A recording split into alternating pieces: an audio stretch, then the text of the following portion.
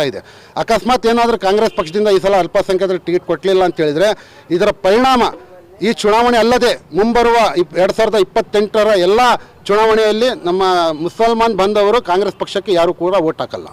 ಇದು ಸತ್ಯ. ಇದು ಈಗ 500 ರೂಪಾಯಿ ವಿಚಾರ ಮಾತಾಡಿದ್ರೆ ಕಾಂಗ್ರೆಸ್ ಕಾರ್ಯಕರ್ತರ ಅಲ್ಲ, ನಮ್ಮರೇ ಸರ್, ಅದು ನಮ್ಮರೇ ಒಬ್ಬರು ಅಲ್ಲಿ ಅಹಿಂದವ್ರಿಗೆ ಟಿಕೆಟ್ ಕೊಡ್ರಿ ಅಂತ ಹೇಳ್ಬೇಕಾದ್ರೆ ಇನ್ನೊಬ್ರು ಇಲ್ಲ ಸಮರ್ಥಿಗೆ ಟಿಕೆಟ್ ಕೊಡ್ರಿ ಅಂತ ಹೇಳೋರು ಇಬ್ಬರು ಮಧ್ಯದಲ್ಲಿ ಕ್ರಾಶ್ ಆಗಿ ನೀವೇನು 500 ರೂಪಾಯಿ ಕೊಟ್ಟರೆ ನಮ್ಮ ಕಡೆ ಬರ್ತೀರಂತ ಯಾರು ಹೇಳಿದಾರಂಥದ್ದು. ಅದಕ್ಕೆ ನಮ್ಮ ಮತ್ತು ಬೇರೆ ಎಲ್ಲರೂ ಸಿಟ್ಟಾಗಿ ಗಲಾಟೆ ಮಾಡೋಕ್ಕೆ ಹೋಗಿದ್ದಾರೆ. ಇದು ಸರ್, ಯಾರೂ ಕೂಡ ದುಡ್ಡಾಗಲಿ ಅದಾಗಲಿಲ್ಲ. ನಮ್ಮೊಂದು ಸಮಾಜದ 35 ವರ್ಷದಿಂದನೂ ಕೂಡ ನಾವು ತ್ಯಾಗ ಮಾಡ್ಕೊತ ಬಂದಿದ್ದೀವಿ ಈ ನಮ್ಮ ದಾವಣಗೆರೆ ದಕ್ಷಿಣಕ್ಕೆ. ಈ ಸಲ ನಾವು ನಮ್ಮ ಅಲ್ಪಸಂಖ್ಯಾತರಿಗೆ ಟಿಕೆಟ್ ಕೇಳ್ತಾ ಇರೋದು ತಪ್ಪ?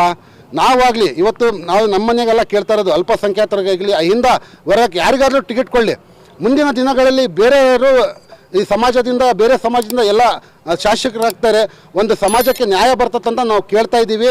ಈ ಮನೆ ಕುಟುಂಬ ರಾಜಕೀಯ ಇಲ್ಲಿಗೆ ನಿಲ್ಲಬೇಕು.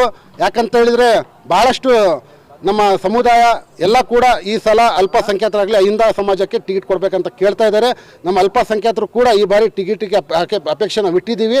ಟಿಕೆಟ್ ಸಿಕ್ಕಿದ್ರೆ ಓಕೆ, ಟಿಕೆಟ್ ಸಿಕ್ಕಲಿಲ್ಲ ಅಂತ ಹೇಳಿದರೆ ನಮ್ಮ ಸಮಾಜ ಮುಂದಿನ ದಿನಗಳಲ್ಲಿ ಬೇರೆ ಪಕ್ಷಕ್ಕೆ ಓಟ್ ಹಾಕಿ ಸೋಲಿಸೋದಂತೂ ಖಂಡಿತ.